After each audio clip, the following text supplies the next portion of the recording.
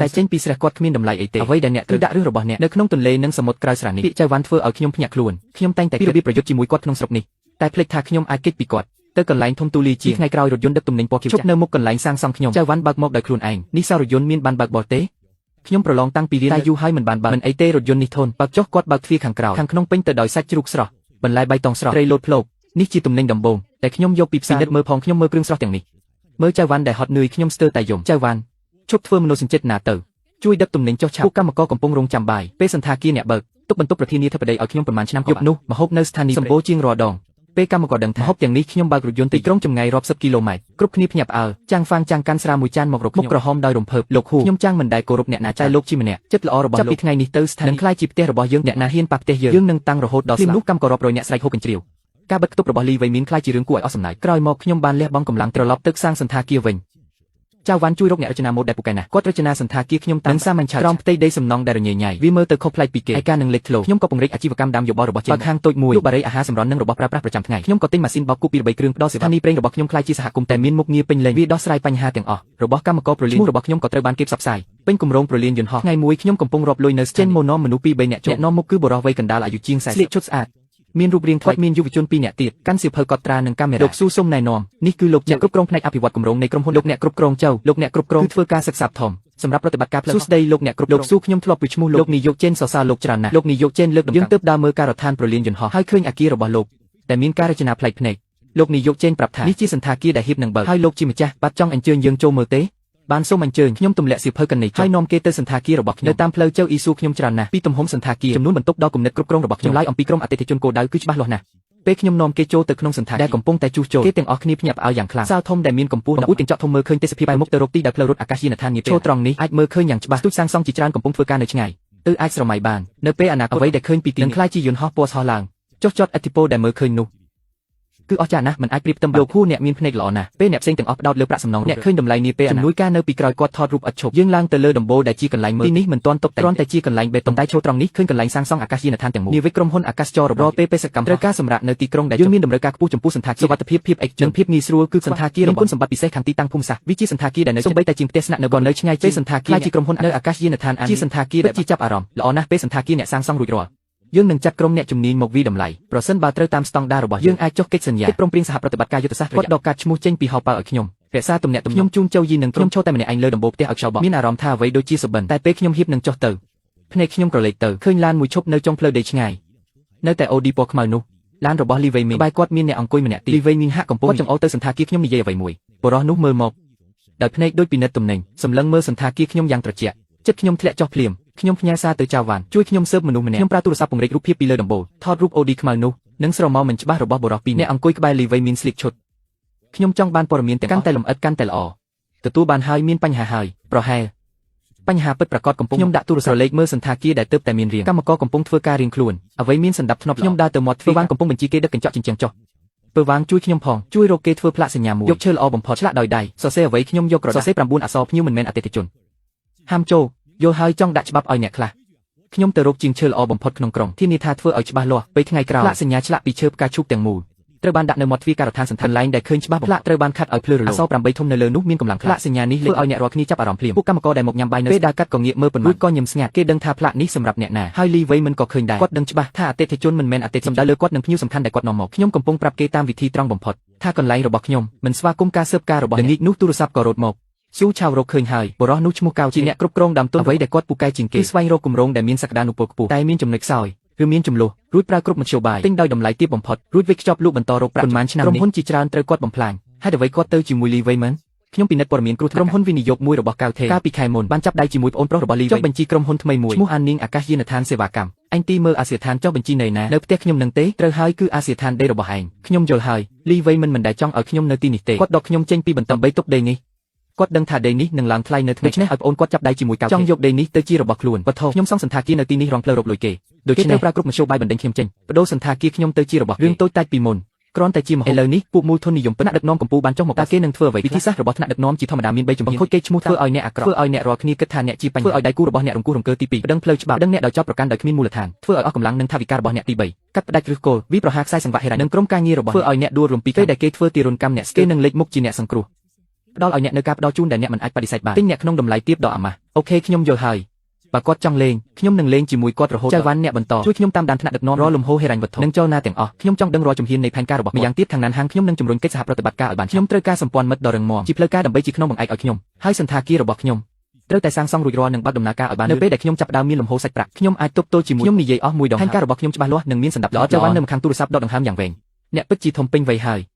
ត្រូវបង្ខំចិត្តខ្ញុំមើលផ្លាកសញ្ញាហាមចូលនៅខាងក្រៅបង្អួចតែនៅតែភ្លឺច្បាស់ក្នុងភាពងងឹតពេលដាក់ទូរស័ព្ទខ្ញុំគ្មានអារម្មណ៍មួយដេកទេការវាយប្រហាររបស់កៅថេងមកលឿនជាងអ្វីដែលខ្ញុំគិតហើយក៏ខ្លាំងជាងសង្គ្រាមបានចាប់ផ្ដើមនៅលើបណ្ដាញមួយយប់វេទិកាក្នុងស្រុកមួយចំនួននៅអង្គនៃប្រព័ន្ធផ្សព្វផ្សាយឯករាជ្យក្នុងទីក្រុងសុទ្ធតែមានអត្ថបទដែលមានពាក្យសម្ដីតឹងតែងលេចឡើងចំណងជើងដាក់ឲ្យគួរឲ្យខ្លាចណាស់ក្នុងអត្ថបទគេធ្វើឲ្យខ្ញុំខ្លាចជាមនុស្សលោភលន់មានផ្ទៃខាងជាអ្នករឹងរូសមិនខ្វល់សុវត្ថិភាពសាធារណៈអត្ថបទបញ្ជាក់ថាប្រាក់កម្ចីខ្ញុំមិនមកថែមទាំងបញ្ជាក់បញ្ជាថាខ្ញុំនឹងធនាគារនឹងមានផលប្រយោជន៍មិនត្រឹមសួងចៅវ៉ាន់នឹងចេញមកត្រូវគេទាញចូលដោយការនិយាយបង្កប់នៃអត្ថបទទាំងនេះដូចមេរោគវាលដាយ៉ាងលឿនលើបណ្ដាញប្រជាជនក្នុងក្រុងដាំឡើយច្រណែននឹងចង់ដឹងចង់ឥឡូវក៏និយាយគ្នាច្រើនថែមទៀតខ្ញុំថាហើយប្រុសម្នាក់នេះមកពីណាបានសមត្ថភាពធំម្ល៉េះពីក្រោយប្រកាសជាមានគេក៏ល្អហើយធំពេកហើយតើបញ្ចប់យ៉ាង Vincent ថែមទាំងសប្បាយចិត្តពេកគាត់ចែកអត្ថបទទាំងនេះក្នុងក្រុម WeChat ក្នុងក្រុងថែមទាំងបន្ថែមថានេះហៅថាគ្មានគុណធម៌សំនឹងតំណែងត្រូវតែមានគ្រោះព័ត៌មានអវិជ្ជមានរាលដាលដល់អាកាសយានដ្ឋានយ៉ាងលឿនការិយាល័យចេញមកទូរស័ព្ទមកខ្ញុំភ្លាមសំឡេងគាត់បារម្ភណាស់ស៊ូចៅឯងឃើញអត្ថបទលើបណ្ដាញថ្នាក់ដឹកនាំការិយាល័យយកចិត្តសម្ពាធធំណាស់ខ្ញុំឃើញហើយកុំបារម្ភខ្ញុំបានពន្យល់ដល់ថ្នាក់ដឹកនាំហើយខ្ញុំជឿឯងប៉ុន្តែលើមតិសាធារណៈមិនល្អខាងណានហាងកយដំណឹងដែរអាកប្បកិរិយារបស់គេចំពោះកិច្ចសហការចាប់នេះហើយជាគោលដៅពិតរបស់គាត់ចង់ធ្វើឲ្យសម្ព័ន្ធមិត្តបំផ្លាញគេឈ្មោះខ្ញុំគាត់ចង់ឲ្យសាច់ធាត់ណានហាងដែលចិត្តដល់មាត់ហើយចេញពីមាត់ខ្ញុំលោកប្រធានជេនកុំបារម្ភរឿងនេះខ្ញុំនឹងដោះស្រាយជួទូរស័ព្ទខ្ញុំមិនទាន់បានដកដង្ហើមពើវាងមករកខ្ញុំទាំងកំហឹងស៊ូចៅគេសង្កត់សង្កិនពេកហើយមានរឿងអីពើវាងក្រុមហ៊ុនសំណង់មួយឈ្មោះហុងហ្វាក្នុងក្រុងគេចាត់មនុស្សមកកន្លែងចង់ដកគ្រូជំនាញរបស់ខ្ញុំឲ្យប្រាក់ខែ2ដងហើយមានប្រាក់សោធននឹងធានារ៉ាកម្មករក្មេងខ្លះចាប់ផ្ដើមចង់ទៅ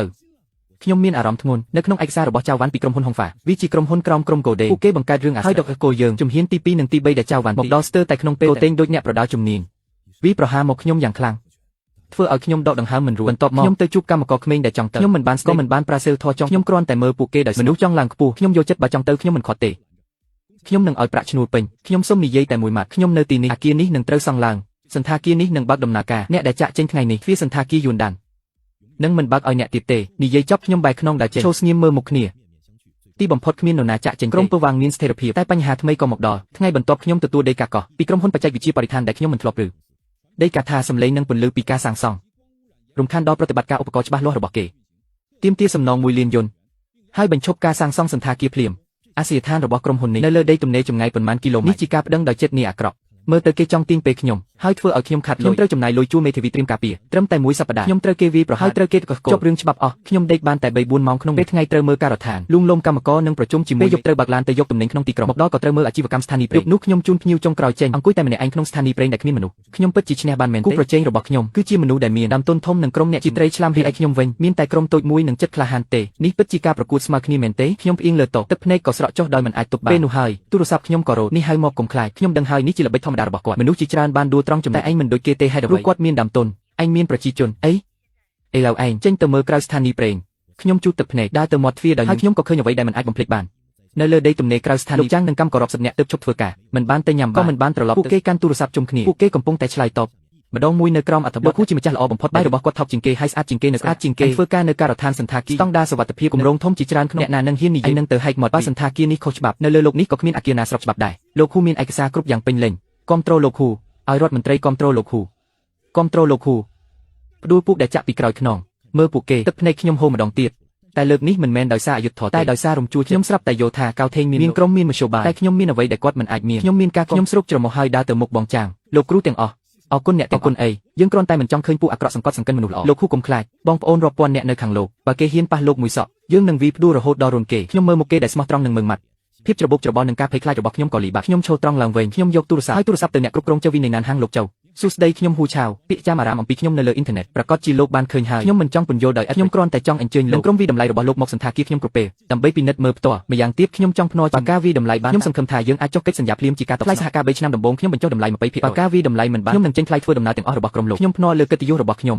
ំនិងអនាគតរបស់ការហៅទូរស័ព្ទរបស់ធ្វើឲ្យជើវិភ្ញាក់ផ្អើលយ៉ាងខ្លាំងនៅកណ្ដាលព្យុះមតិសាធារណៈខ្ញុំមិនបានការពារខ្លួនតែបានវិប្រហារយ៉ាងខ្លាំងក្លាជានៅខាងចុងទូរស័ព្ទជើវិនៅស្ងៀមយូរលោកហ៊ូអ្នកមានភាពក្លាហានខ្ញុំពេញចិត្តមនុស្សក្លាហាន3ថ្ងៃទៀតខ្ញុំនឹងនាំក្រុមអ្នកជំនាញទៅសង្ឃឹមថាអ្នកមិនធ្វើឲ្យខ្ញុំខកចិត្តទេសន្យាហើយជួទូរស័ព្ទភ្លាមខ្ញុំទៅរកពើវាងឲ្យកម្មករទាំងអស់មកយើងមានសង្គ្រាមធំត្រូវ3ថ្ងៃបន្ទាប់កន្លែងសាងសង់ក្នុងស្ថានភាពឈួតដែលមិនធ្លាប់មានខ្ញុំយកលុយដែលនៅសល់តាក់ចូលទាំងស្រុងខ្ញុំមានគោលដៅតែមុនពេលក្រុមណានហាងមកដល់ផ្នែកស្នូលរបស់សន្តាគារដែលបង្ហាញតម្លៃពិត បង្ហាញឲ្យគេឃើញយ៉ាងល្អឥតខ្ចោះយើងបោះបង់ចោលការតុបតែងល្អិតល្អន់ដែលចំណាយប្រមូលកម្លាំងមនុស្សនិងសម្ភារៈទាំងប្រញាប់ដំឡើងកញ្ចក់ជញ្ជាំងប្រញាប់ក្រៅក្បឿងជាន់ទី1និងរៀបស្មើលើប្រញាប់ជាប់ភ្លើងទឹកនិងអ៊ីនធឺណិតតំបន់ស្នូលខ្ញុំដុតកម្លាំងចិត្តកម្មករទាំងអស់ចៅវាយចាំងនិងគេស្ម័គ្រចិត្តមកជួយក្រោយម៉ោងធ្វើការក៏មកជួយកន្លែងសាងសង់ប្រលានយន្តហោះនិងកន្លែងសាងសង់សន្តាគារបង្កើតទំនាក់ទំនងចម្លែកមួយពេលថ្ងៃគេបែកញើសនៅប្រលានយន្តហោះពេលយកគេមកដុតភ្លើងបណ្ដោះអាសន្ននៅកន្លែងខ្ញុំបន្តប្រយុទ្ធពេលយកកន្លែងសាងសង់ទាំងមូលភ្លឺ24ម៉ោងសំឡេងមនុស្សកម្លាំងចិត្តដ៏ខ្លាំងសូម្បីតែមនុស្សនៅទីបញ្ជាការប្រលានក៏ភ្ញាក់ផ្អើលចេញមកមើលខ្ញុំម្ដងឃើញទស្សនភាពដ៏ក្តៅគប់នេះគាត់មិននិយាយគ្រាន់តែលើកមេដៃឲ្យខ្ញុំនៃរបស់លីវេមីននិងកៅក៏ឃើញអ្វីទាំងអស់នេះពេលថ្ងៃក្រោយក្រុមវិតម្លៃណានហាំងដឹកនាំដោយចៅអ៊ីមកសន្តាគារខ្ញុំម្ដងទៀតគេទាំងអស់គ្នាភ្ញាក់ផ្អើលនឹងទស្សនភាពខាងមុខត្រឹមតែប៉ុន្មានថ្ងៃមិនឃើញអាគារនេះคล้ายជាថ្មីទាំងស្រុងហើយលោកចៅកញ្ចក់ធំត្រូវបានដំឡើងរួចរាល់ឥឡូវវាភ្លឺរលោងក្រោមពន្លឺថ្ងៃទស្សនភាពស្ថានីយយន្តហោះទាំងមូលចូលមកក្នុងសម្រាលឥតធ្វើពីថ្មក្រានីតពណ៌រលោងដូចកញ្ចក់សាឡុងទំនើប2-3ឈុតដាក់រៀបយ៉ាងសមរម្យតំបន់ស្នូបានបង្ហាញរូបរាងសន្តាគារ5ផ្កាខ្ញុំនាំពួកគេឡើងលើរៀបស្មើកំពូលទីនេះក៏ដាក់កម្រាលឈើរួចរាល់ដែរមានតុកៅអីខាងក្រៅស្រួលប្រើឈរត្រង់នេះអាចមើលឃើញដោយគ្មានការរ៉ាវតំបន់ចុះចតយន្តហោះទាំងមូលលោកអ្នកគ្រប់គ្រងចៅអង្គុយត្រង់នេះនាពេលអនាគតនឹងក្លាយជាកន្លែងបន្ទប់ទទួលភ្ញៀវរាល់នាវិកក្រុមហ៊ុនណានហាំងដែលស្នាក់នៅអាចមកទីនេះទទួលបានទស្សនភាពល្អបំផុតនិងបរិយាកាសសម្រាប់លំហែពិតចៅយីកាន់ពេញតែមើលស្ថានីយយន្តហោះឆ្ងាយភ្នែកពោពេញដោយការភ្ញាក់ក្រុមការងាររបស់គាត់កាន់ឧបករណ៍ផ្សេងនៅគ្រប់ជ្រុងនៃសន្តាគារធ្វើតេស្តយ៉ាងតឹងរ៉ឹងសុវត្ថិភាពកម្លាំងរចនាប្រព័ន្ធទឹកភ្លើងសញ្ញាបណ្ដាប្រសិទ្ធភាពរាល់ចំណុចសុទ្ធតែល្អជាងអ្វីដែលខ្ញុំគិត1ម៉ោងក្រោយការធ្វើតេស្តទាំងអស់ចប់អ្នកទទួលខុសត្រូវបច្ចេកទេសម្នាក់ពាក់បាយតាមមកក្បែរចៅយីរបាយការណ៍ថ្មីឲ្យគាត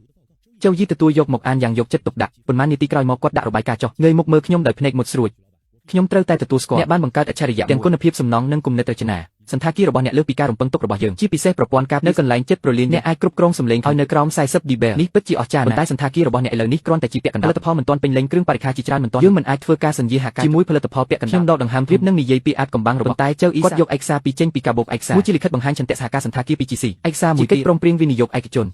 ប៉ុន្តែផ្ទាល់ខ្លួនខ្ញុំមើលឃើញអនាគតរបស់អ្នកដូច្នេះខ្ញុំសម្រេចចិត្តភ្នាល់ជាមួយអ្នកដែរយើងអាចចុះហត្ថលេខាលិខិតបង្ហាញឆន្ទៈនេះវាតំណាងឲ្យជំហរផ្លូវការរបស់ជួយអ្នកទប់ទល់សម្ពាធពីខាងក្រៅបានច្រើនចំណែកកិច្ចព្រមព្រៀងវិនិយោគនេះជារបស់ផ្ទាល់ខ្លួនខ្ញុំក្នុងនាមប្រពន្ធខ្ញុំវិនិយោគ1លានដុល្លារក្នុងសន្តាគារដើម្បីជួយអ្នកឆ្លងផុតវិបត្តិបច្ចុប្បន្នឲ្យសន្តាគារបានពេញលេញខ្ញុំមិនយកភាគហ៊ុនរបស់អ្នកចាត់ទុកថាខ្ញុំពេលសន្តាគាររបស់អ្នកសងខ្ញុំវិញទាំងដើមនិងការខ្ញុំស្ងាត់ឈឹងទាំងខ្ញុំមិនដែលស្រមៃថាគាត់នឹងគ្រប់គ្រងខ្ញុំតាមវិធីនេះហេតុអ្វី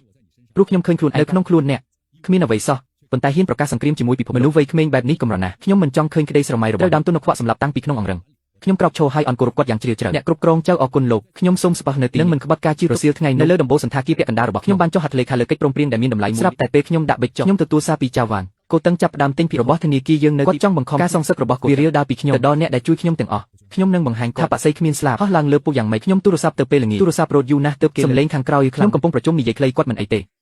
េវាគ្រាន់តែជាការប្រកួតប្រជែងធម្មតាកុំបារម្ភអីខ្ញុំអាចដោះស្រាយបានអ្នកគ្រាន់តែសង់សន្តាគាររបស់អ្នកនោះជាការគ្រប់គ្រងធំបំផុតមនុស្សដូចគោតឹងគិតតែពីប្រយោជន៍បើគម្រោងអ្នកជោគជ័យវាបញ្ជាក់ថាការសម្រេចចិត្តខ្ញុំត្រឹមត្រូវពួកចាស់ក្នុងក្រុមប្រឹក្សាធនាគារនឹងគ្មានពាក្យអ្វីទៀតខ្ញុំដឹងថាគាត់កំពុងការទិញភាគហ៊ុនធនាគារដោយចិត្តមិនមែនជាការប្រកួតធម្មតាទេគោតឹងកំពុងប្រើទុនដ៏ច្រើនដើម្បីដាក់សម្ពាធលើគោលដៅគឺបង្ខំឲ្យគេលះបង់ចៅវ៉ាន់អ្នកអនុម័តទ្រព្យសកម្មមិនល្អនេះចាន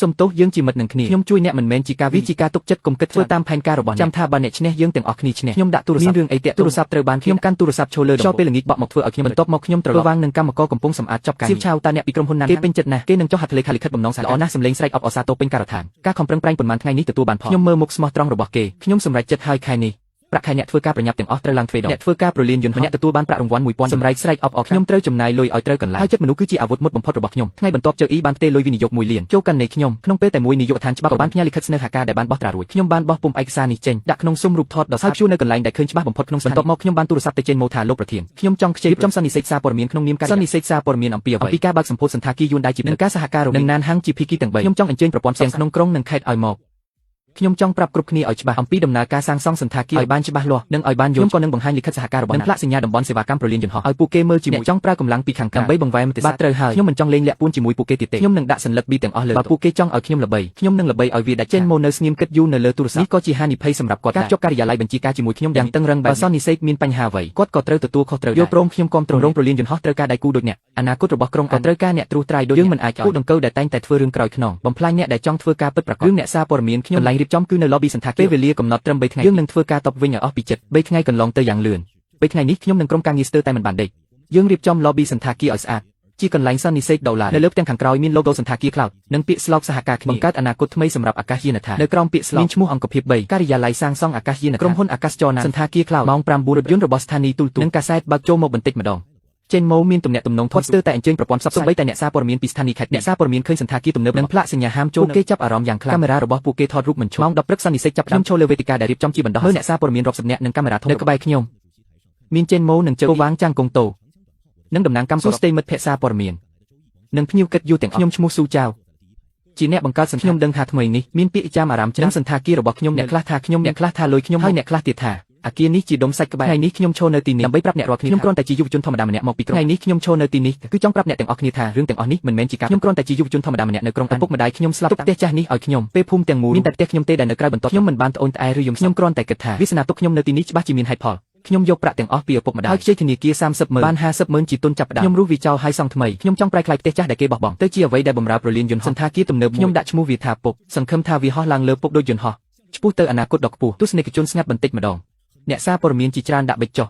ស្ដាប់ដោយស្ងៀមស្ងាត់លុយខ្ញុំសុទ្ធតែស្អាតគ្រប់កាក់មិត្តធនាគារដែលឲ្យខ្ញុំខ្ចីឥឡូវកំពុងរងគ្រោះដោយសារភាពស្មោះត្រង់របស់ត្រូវគេចោទប្រកាន់ដោយខ្ញុំមើលទៅចៅវ៉ាន់គាត់អង្គុយនៅជ្រុងមួយដែលមិនចាប់អារម្មណ៍ភ្នែកគាត់ក្រហមបន្តិចការសាងសង់របស់ខ្ញុំសុទ្ធតែស្របច្បាប់អ្នកត្រួតពិនិត្យគុណភាពគឺលោកចេនប្រធានការិយាល័យប្រលានអនាគតខ្ញុំមិនមែនជាដុំសាច់ខ្ញុំបែរទៅចង្អុលផ្ទាំងខាងក្រោយនិងកិច្ចព្រមព្រៀងដែលព្យួរលើជញ្ជាំងព្រោះខ្ញុំបានព្រមព្រៀងជាមួយអ្នកគ្រប់គ្រងចៅយានដល់កិច្ចសហការយុទ្ធសាស្ត្រអនាគតទីនេះនឹងក្លាយជាកន្លែងសម្រាប់នាវិកណានហាងកំពុងផែដ៏កក់ក្ដៅវងមនុស្សភ្ញាក់ផ្អើលកិច្ចសហការផ្លូវការជាមួយណានហាងនេះជាព័ត៌មានធំបំផុតថ្ងៃនេះការសង្ស័យទាំងអស់នៅចំពោះមុខឯកសារនេះក្លាយជារឿងគ្មានន័យខ្ញុំគ្មានផ្ទៃខាងក្រោយអាចកំបាំងបើថាមានផ្ទៃខាងក្រោយរបស់ខ្ញុំគឺដីដែលខ្ញុំស្រឡាញ់នៅពីក្រោយនេះថ្នាក់ដឹកនាំគ្រប់លំដាប់ថ្នាក់ដែលគឺដៃគូដែលទុកចិត្តខ្ញុំគឺជាមិត្តរួមការងារដែលខំប្រឹងជាមួយខ្ញុំចង្អុលទៅពវាំងនឹងលោកគង់នៅជួរមុនលឺថតរបស់គេភ្លឺឡើងយ៉ាងខ្លាំងសន្និសីទចូលដល់វគ្គសំណួរអ្នកសារព័ត៌មានប្រុសម្នាក់ពាក់វ៉ែនតាក្រោកឈរសំណួរគឺចំលោកទើបតែនិយាយមិត្តធនាគាររបស់លោកត្រូវគេសង្កត់សង្កិនដោយសារតាមដែលខ្ញុំដឹងថ្មីនេះមានក្រុមហ៊ុនមួយឈ្មោះធានហឺកំពុងធ្វើការទិញយកដោយអយុធទៅលើធនាគាររបស់ក្រៅពីនេះបណ្ដាញផ្សព្វផ្សាយឯករាជ្យដែលធ្លាប់និយាយអាក្រក់ពីលោកក៏មានធានហឺនៅពីក្រោយដែរសួរថាតើលោកមើលឃើញយ៉ាងណាចំពោះការវាយប្រហារពីអ្នកមានចិត្តងារអាក្រក់មកលើលោកនឹងសំណួរនេះបានដាក់កូតឹងនិងធានហឺឲ្យនៅលើតែម្ដងភ្នែកទាំងអស់សម្លឹងមករកខ្ញុំនៅលើលោកនេះមានមនុស្សពីរប្រភេទមួយប្រភេទឃើញតម្លៃហើយព្យាយាមបង្កើតវាពង្រីកវារីឯមួយប្រភេទឃើញតម្លៃគិតតែពីឆក់យកវាបំផ្លាញវាហើយយកមកធ្វើជារបស់ខ្លួនសន្តាគារឪពុករបស់ខ្ញុំស្វាគមន៍អ្នកបង្កើតទាំងអស់តែនឹងបិទទ្វារជារៀងរហូតចំពោះអ្នកលុបខ្លួន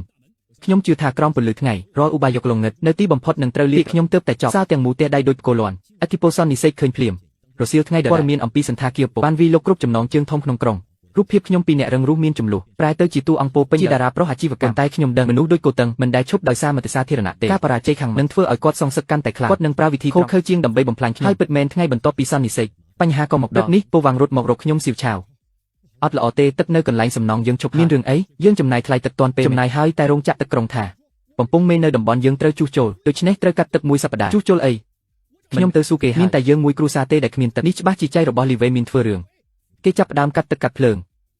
នេះជាវិធីសាស្ត្រក្រមដែលពួកអ្នកមានអំណាចក្នុងតំបន់ចូលចិត្តគ្មានទឹកទេការតុបតែងសន្តាគារត្រូវឈប់ទាំងអស់អាក្រក់ជាងនេះទៅទៀតស្ថានីយ៍ប្រេងក៏មិនអាចបើកដំណើរការកម្មករគ្មានទឹកផឹកគ្មានបាយខ្ញុំនឹកឃើញភ្លាមដល់តែខ្ញុំមិនទាន់បានទូរស័ព្ទទៅគាត់ស្រាប់តែមានមនុស្សម្នាក់ដែលខ្ញុំមិននឹកស្មានដល់គាត់មើលទៅអាយុប្រហែល50សក់ស្កូវតែមុខមាត់ស្រស់ស្អាតគាត់ពាក់អាវឈុតចាស់កាន់កាបូបឯកសារខ្មៅមើលទៅដូចអតីតមន្ត្រីចូលនិវត្តន៍គាត់ដើរត្រង់មករកខ្ញុំអញជាស៊ូឆាវមែនទេសុំទោសលោកជានរណាខ្ញុំឈ្មោះលីងជាន់គូធ្លាប់ជាប្រធានក្រុមហ៊ុនហុងទូឈ្មោះហុងទូនេះខ្ញុំហាក់ដូចជាធ្លាប់ពើវាជាក្រុមហ៊ុនដែលល្បីខ្លាំងក្នុងក្រុងជាក្រុមហ៊ុនអចលនទ្រព្យឲ្យក្នុងតែប៉ុន្មានឆ្នាំមុនឬថាខ្សែសង្វាក់ហិរញ្ញវត្ថុដាច់ខ្សែធនក្នុងមួយយប់ថ្ងៃនេះខ្ញុំមករកអ្នកព្រោះខ្ញុំបានឃើញសន្និសីទសារព័ត៌មានរបស់បេដងខ្ញុំញ័រខ្លាំងខ្ញុំដឹងភ្លាមមនុស្សម្នាក់នេះមិនមែនជាសត្រូវទេគាត់ជាជនរងគ្រោះម្នាក់ទៀតរបស់ប៊ីយ៉ាខ្ញុំនាំគាត់ចូលការិយាល័យបណ្ដោះអាសន្នរបស់ធានហឺដែលដេញអ្នកជាប់ជំពាក់ថៅកែរបស់វាក៏ជាអ្នកដែលធ្លាប់រុញខ្ញុំចូលនរកលោកប្រធានលីនតាមានរឿងអីកាលពីឆ្នាំនោះក្រុមហ៊ុនហុងទូរបស់ខ្ញុំគាត់កំពុងអភិវឌ្ឍគម្រោងពាណិជ្ជកម្មធំមួយដូចអ្នកឥឡូវនេះដែរដាក់ទ្រព្យសម្បត្តិទាំងអស់ពេលគម្រោងចិត្តចប់គាត់ទិញអនុប្រធានខ្ញុំម្នាក់បង្កើតគ្រោះថ្នាក់សុវត្ថិភាពតូចមួយរួចប្រើប្រាស់ប្រព័ន្ធផ្សព្វផ្សាយបំភ្លឺធ្វើឲ្យគម្រោងខ្ញុំឈប់សម្រាកបន្ទាប់មកគាត់រួមដៃជាមួយធនាគារដកប្រាក់កម្ចីធំរបស់ខ្ញុំខ្សែសង្វាក់ហិរញ្ញវត្ថុខ្ញុំដាច់មួយយប់ពេលគម្រោងចិត្តចប់កៅថេងលេចមុខចុងក្រោយគាត់មកដូចព្រះសង្គ្រោះក្នុងតម្លៃតិចជាង30%ភាគហ៊ុនខ្ញុំទាំងអស់និងគម្រោងចិត្តចប់នោះពីមហាសេដ្ឋីខ្លាយជាអ្នកក្រជំពាក់បំណុលរឿងរបស់លីងជាន់កដូចអ្វីដែលខ្ញុំកំពុងជួបតែចប់របស់គាត់អាក្រក់ជាងខ្ញុំប៉ុន្មានឆ្នាំនេះខ្ញុំប្រមូលភស្តុតាងគាត់លីងជាន់កយកឯកសារចេញពីកាបក្រាស់មួយសន្លឹកកៅថេងធ្វើរឿងខូចខើតែទុកចិត្តខ្លួនឯងពេកកិច្ចព្រមព្រៀងងឹតជាច្រើនធ្វើតាមក្រុមហ៊ុនស្រមោលចុះបញ្ជីនៅបរទេសគាត់គិតថាគ្មានអ្នកដឹងតែគាត់មិនដឹងអ្នកដែលជួយគាត់ពីមុនជាមនុស្សខ្ញុំដាក់នៅក្បែរគាត់នេះមានភស្តុតាងកិច្ចពន្ធកំណត់ត្រាផ្ទេរទ្រព្យខុសច្បាប់និងសៀវភៅសូប៉ាងមួយណាក៏ធ្វើឲ្យគាត់វិនាសខ្ញុំមើលឯកសារនោះដកដង្ហើមតឹងណាស់នេះមិនមែនឯកសារទេនេះជាដាវតែអាចសម្លាប់កៅថេងបានលោកប្រធានលីនហេតុអ្វីមិនប្រើរបស់ទាំងនេះខ្ញុំសាក់ហើយតែកៅថេងមានទំនាក់ទំនងខ្លាំងខ្ញុំជាបរិសុទ្ធចំណាស់ខ្សែធនមិនអាចធ្វើអ្វីធំដុំបានទេឯកសារទាំងនេះដាក់ទៅក៏គ្មានអ្នកឆ្លើយតែអ្នកខុសពីខ្ញុំឥឡូវអ្នកជាទីពេញចិត្តរបស់ប្រព័ន្ធផ្សព្វផ្សាយឯងជាគំរូដែលគេគាំទ្រឯងមានគម្រោងប្រលានយន្តហោះនៅពីក្រោយនិងក្រុមហ៊ុនអាកាសចរខាងត្បូងឯងមានការចាប់អារម្មណ៍ដែលគេគ្មាននិងឥទ្ធិពលដែលគេមិនអាចមើលរំលងដៅនេះនៅក្នុងដៃខ្ញុំគ្រាន់តែជាដែកអាសាប៉ុណ្ណោះតែនៅក្នុងដៃឯងវាអាចកាត់ក្បាលនាគអាក្រក់បាន ឬខ្ញុំទទួលឯកសារធ្ងន់ពីណាដែរខ្ញុំញល់បន្តិចខ្ញុំយល់ហើយលីងជាន់កមិនមកសុំជំនួយខ្ញុំគាត់មកប្រគល់ក្តីសង្ឃឹមសងសឹកឲ្យខ្ញុំពេលនោះហើយទូរស័ព្ទខ្ញុំរត់គឺឆេនមកហៅមកខ្ញុំដឹងរឿងទឹកកាត់របស់ស៊ូឆាវហើយខ្ញុំទើបតែនិយាយជាមួយថ្នាក់ដឹកនាំអភិបាលក្រុងខឹងគាត់សួរផ្ទាល់ហើយកុំបារម្ភក្នុងរយៈពេលកន្លះទឹកភ្លើងនឹងត្រឡប់ធម្មតាយ៉ាងទៀតក្រុមស៊ើបអង្កេតគណៈកម្មការសត្វវត្តបានចូលទៅក្នុងក្រុមដំបងដែលត្រូវហៅមកពិភាក្សាគឺលីវិញខ្ញុំកាន់ឯកសារនៅក្នុងស្ដាប់ដំណឹងល្អពីឆេនមកតាមទូរស័ព្ទចិត្តខ្ញុំពោពេញទៅដោយអារម្មណ៍លោកប្រធានលីនសូមអរគុណចំពោះដាវនេះខ្ញុំទទួលយកហើយសន្យាជាមួយលោកយុទ្ធធរអាចមកយឺតតែមិនដែលអវត្តមានដំណឹងក្រុមស៊ើបអង្កេតចូលក្រុង